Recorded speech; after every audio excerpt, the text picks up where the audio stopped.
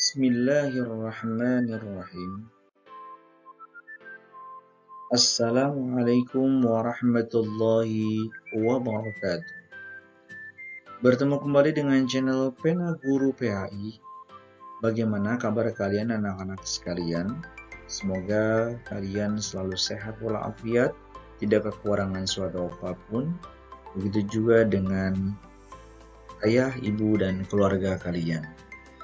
Anak-anak, pada hari ini kita akan belajar tentang memahami tata cara bersuci menghilangkan hadas kecil, yang merupakan materi mata pelajaran pendidikan agama Islam dan budi pekerti kelas 4 semester 1. Marilah sebelum kita belajar, kita awali dengan doa. Semoga Allah Subhanahu wa Ta'ala memberkahi kita dengan ilmu yang kita pelajari hari ini. Amin ya rabbal alamin. Mari angkat kedua tangan kita dan tundukkan kepala kita, anak-anak sekalian. Bismillahirrahmanirrahim. Raditu billahi robba wa bil islami dina wa bi muhammadin nabiyya wa rasula rabbi zidni ilman warzuqni fahman. Anak-anak sekalian, sebelum kita memulai tentang pembahasan bagaimana cara menghilangkan hadas kecil, ada baiknya kita mengenal dulu apa arti bersih, apa arti suci dalam Islam. Bersih artinya bebas dari kotoran. Suci artinya bebas dari najis dan juga tidak memiliki hadas. Najis adalah sesuatu yang menghalangi seseorang untuk beribadah kepada Allah, seperti kotoran, darah, nanah, air liur, anjing, dan sebagainya. Jadi, kotoran, darah, nanah, air liur, anjing, jika nempel di badan kita, menempel di tempat ibadah kita, atau di pakaian yang kita akan gunakan untuk beribadah, maka najis tersebut menghalangi kita untuk dapat beribadah kepada Allah Subhanahu wa Ta'ala.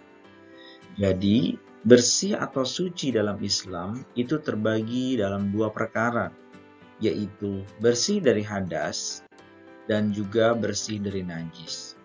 Seseorang yang akan beribadah, atau menunaikan ibadah salat, kemudian haji, umrah, itu harus suci dari dua perkara tersebut, najis maupun hadas. Jika salah satunya masih ada, artinya dia sudah suci dari hadas kecil maupun besar, tapi ada najis, maka dia tidak dapat beribadah. Begitupun sebaliknya. Tidak ada najis, bersih dari najis, tapi masih memiliki hadas, maka itu pun tidak dapat beribadah. Harus dua-duanya.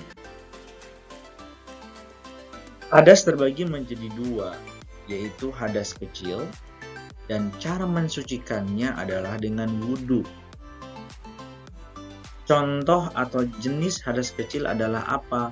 Keluar angin, buang air besar maupun kecil, kemudian menyentuh seseorang yang bukan muhrim, laki-laki menyentuh perempuan yang bukan muhrimnya, maka itu pun menimbulkan kita memiliki hadas kecil. Hadas besar mensucikannya dengan mandi. Jenis hadas besar adalah haid dan nifas bagi perempuan dan keluar air mani atau sperma bagi laki-laki. Jadi anak-anak sekalian yang soleh dan soleha, cara mensucikan dua hadas ini berbeda. Sekali lagi, kalau kecil dengan berwudu, kalau besar dengan mandi.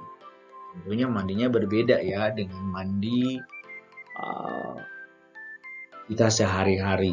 Ini nanti mungkin akan dibahas di kelas selanjutnya mengenai mandi, karena kita sekarang fokus bagaimana mensucikan dari hadas kecil. Najis terbagi menjadi 3 anak-anak sekalian, yaitu najis ringan, najis sedang, dan najis berat.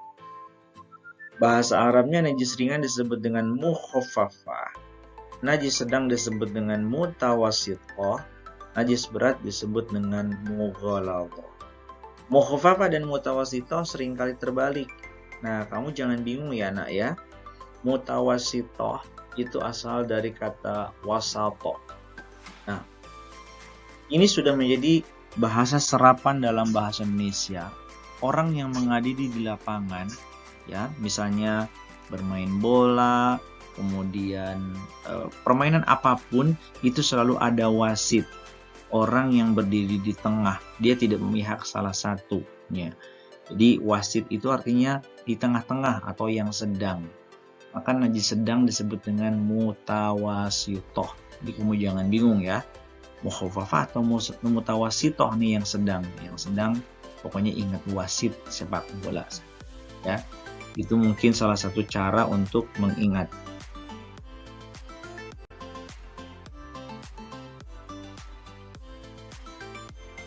Najis ada 3 macam, tadi sudah disebutkan di awal. Yang pertama adalah najis ringan, mukhafafah. Jenisnya hanya satu, ya. Ini menurut ulama, yaitu air kencing bayi laki-laki di bawah usia 2 tahun yang baru mengkonsumsi ASI. Jadi belum mengkonsumsi yang lain. Bagaimana cara mensucikannya?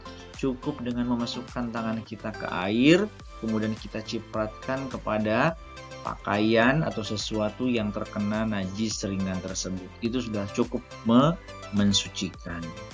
Ya. Ingat, bayinya laki-laki, usia di bawah 2 tahun dan baru mengkonsumsi atau baru minum ASI, belum makan yang lain. Ya.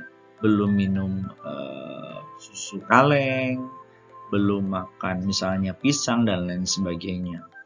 Apabila anak tersebut, ya, laki-laki itu sebelum 2 tahun tapi sudah mengkonsumsi yang lain, maka dia kategorinya sudah masuk, ya, kepada najis sedang kencing. Najis sedang contohnya adalah air kencing, kemudian kotoran, darah, nanah, dan cara mensucikannya adalah dibasuh dengan air. Ya, jadi kalau misalnya pakaian ya dicuci, dibasuh, disiram, ya, tidak cukup dicipratkan saja. Najis berat atau mughalladhah, ya, jenisnya air liur anjing, daging babi, kemudian juga daging anjing, dan cara mensucikannya adalah dibasuh dengan air 7 kali, salah satunya menggunakan tanah. Kemudian anak-anak sekalian, ya, sebelum kita juga membahas tentang tata cara bagaimana mensucikan diri dari hadas kecil, kita juga harus berbicara tentang air terlebih dahulu, karena bersuci dalam Islam, taharah dalam Islam, itu benda yang digunakan yang utama adalah air. Ya. Nah, air ini sebenarnya terbagi menjadi beberapa kategori, tapi itu sudah kita bahas dulu di kelas 2. Jadi kita sekarang langsung saja mengingatkan bahwa setidaknya ada 7 air yang dapat digunakan untuk bersuci karena dia termasuk kategori atau kelompok air suci dan mensucikan. Ya. Yang pertama air hujan, 2 air laut, 3 air sungai, 4 air sumur, 5 air dari mata air, 6 air embun, 7 air es atau air salju. 7 air ini dapat digunakan untuk bersuci, dapat digunakan untuk wudhu, dapat digunakan untuk mandi. Sedangkan air suci tapi tidak mensucikan adalah contohnya apa? Air teh, air susu, ya, dan lain sebagainya. Airnya suci tapi tidak dapat digunakan untuk bersuci, tidak dapat digunakan untuk berwudhu, tidak dapat digunakan untuk mandi menghilangkan hadas besar. Baiklah anak-anak, kita akan masuk kepada pembahasan perkara wudhu atau hal-hal yang berkaitan dengan wudhu. Yang pertama, dari Al-Quran yang memerintahkan kita untuk berwudhu sebelum sholat itu terdapat dalam surah Al-Maidah ayat 6. Bismillahirrahmanirrahim. Ya ayyuhalladzina amanu idza kumtum ilas sholati fagsilu wujuhakum wa aydiyakum ilal marafiq wamsahu biru'usikum wa arjulakum ilal ka'bayn. Wahai orang-orang yang beriman, apabila kamu hendak melaksanakan salat, maka basuhlah wajahmu dan tanganmu sampai ke siku, dan sapulah kepalamu dan basuh kedua kakimu sampai kedua mata kaki. Ayat ini menegaskan tentang kaifiatul wudu atau tata cara berwudu, ya. Maka dari itu ulama menetapkan rukun wudu itu ada 6. Yang pertama adalah niat, kedua membasuh muka, 3 membasuh tangan sampai siku, 4 membasuh sebagian rambut, 5 membasuh kaki sampai mata kaki, 6 tertib. Apa yang dimaksud dengan tertib? Yang dimaksud dengan tertib adalah yang dahulu didahulukan, yang belakang dibelakangkan. Atau artinya harus berurutan poin 1, 2, 3, 4, 5, 6. Ya, tidak boleh orang berwudu itu misalnya membasuh sebagian rambut dulu, baru kemudian ke muka. Atau misalnya tangan dulu, kemudian kaki, baru ke muka. Itu tidak boleh, harus berurut. Karena ini sesuai dengan apa yang diperintahkan Allah dalam Al-Quran surah Al-Maidah ayat 6. Kemudian apa yang disebut atau apa saja sunnah-sunnah wudhu? Yang pertama adalah membaca basmalah. Yang kedua mencuci tangan dan pergelangan. 3 berkumur-kumur. 4 membersihkan rongga hidung. 5 membasuh telinga. 6 membasuh anggota wudhu sebanyak 3 kali. 7 mendahulukan anggota yang kanan daripada yang kiri. Jadi mulai sekarang, jika kalian melihat ada orang kok dia tidak membasuh telinga ya, kok dia tidak kumur-kumur ya, itu karena kumur-kumur, membasuh telinga itu termasuk sunnah wudhu. Kalau sunnah dikerjakan mendapatkan pahala, kalau ditinggalkan tidak apa-apa. Karena yang rukun itu artinya yang tidak boleh ditinggalkan adalah apa? Membasuh muka, membasuh tangan sampai siku, 4 membasuh sebagian rambut, dan membasuh kaki. Muka itu batasnya adalah batas tumbuhnya rambut. Jadi kalau yang namanya muka itu bukan bagian tengah saja, sampai ke atas ke dahi, ya. Begitu ada rambut, itulah batasnya muka. Jadi kamu kalau misalnya membasuh muka ketika wudhu, ya harus diputar tangannya Kak, dari atas, kemudian ke bawah, ratakan dulu air. Ya. Itu pada basuhan yang pertama harus sempurna. Kemudian yang kedua, tangan hati-hati. Ilal marafiq, sampai siku. Jadi depan belakang ya, hati-hati. Sampai siku di bagian belakangnya basah. Maka baiknya adalah dilebihkan, ya, agar kalau dilebihkan kita tidak khawatir siku kita tidak terkena air, ya. Jadi sudah dipastikan terkena air, kalau kita lebihkan sedikit nggak apa-apa. Kemudian perkara apa saja yang membatalkan wudhu?